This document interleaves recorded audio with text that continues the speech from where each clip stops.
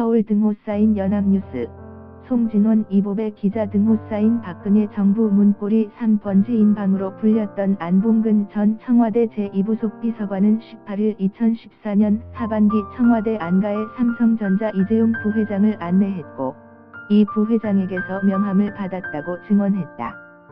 안 전 비서관은 이날 서울고법 형사 13부 정형식 부장판사 심리로 열린 이 부회장의 항소심에 특검 측 증인으로 나와 이같이 말했다.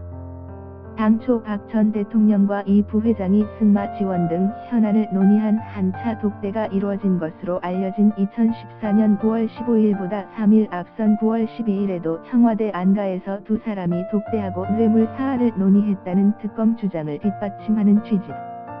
그러나 이 부회장 측은 그런 추가 독대를 한 사실이 없으며 안 전 비서관이 추측한 내용을 토대로 특검 측 질문에 맞는 답변을 내놓고 있다고 반박했다. 특검팀은 박 전 대통령과 이 부회장이 2014년 9월 12일에도 청와대 안가에서 한 차례 독대한 사실이 있다면서 이를 입증하기 위해 안 전 비서관을 증인으로 세웠다. 안 전 비서관은 특검팀이 2014년 하반기 대통령이 이재용과 안가에서 면담한 사실을 기억하고 있느냐고 묻자 한 번 이 부회장을 안내한 기억이 있다고 말했다.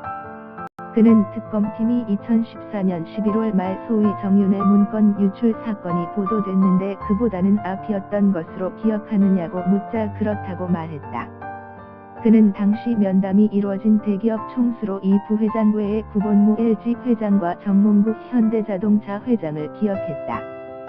특검팀은 증인 휴대전화에 3이재용이라고 저장된 번호가 있는데 이재용 번호로 저장해 둔 것이냐고 물었고, 안 전 비서관은 그렇다고 말했다. 안 전 비서관은 전화번호 저장 경위에 대해 단독 면담 때 이 부회장이 안가로 들어와서 서로 인사했는데, 이 부회장이 연락처가 기재된 명함을 줬다. 필요할 때가 있을 것 같아서 휴대전화에 저장했다고 진술했다. 안 전 비서관은 안내 경위에 대해선 이 부회장이 혼자 들어오자 직접 안내했다. 이후 안가 현관 밖에 나와서 대통령이 오길 기다렸고, 대통령이 안가에 도착하자 안내한 다음 문을 닫고 나왔다고 진술했다.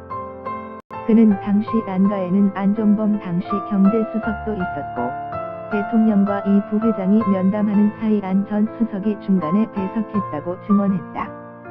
면담이 끝난 뒤엔 안가 밖 정원에서 대기하다 이 부회장을 그가 타고 온 승용차로 안내했으며, 박 전 대통령은 손님이 갈 때까지 면담 장소에서 대기한 것으로 기억한다고 말했다. 안 전 비서관은 두 사람의 안가 면담과 그해 9월 15일 대구 창조경제혁신센터 개소식에서 면담한 시기의 간격에 대해 차이가 크게 나지는 않는 것으로 기억한다고 말했다. 창조경제혁신센터에서의 행적에 관해서는 대통령이 행사가 끝나면 이 부회장을 잠시 만날 테니 자리를 마련하라고 해서 이 부회장에게 가서 뵙자 한다고 말했다고 증언했다. 이어 행사를 마친 뒤 이 부회장을 동반해서 엘리베이터를 타고 대통령이 정한 장소로 이동했다고 증언했다. 특검팀은 박 전 대통령이 창조경제혁신센터에서 이 부회장을 약 5분간 만나 승마 유망주 지원을 부탁한 데에는 이미 그 전에 안가 독대에서 관련 대화가 오갔기 때문이라고 주장했다. 이에 삼성 측은 한 차 독대는 대구 창조경제혁신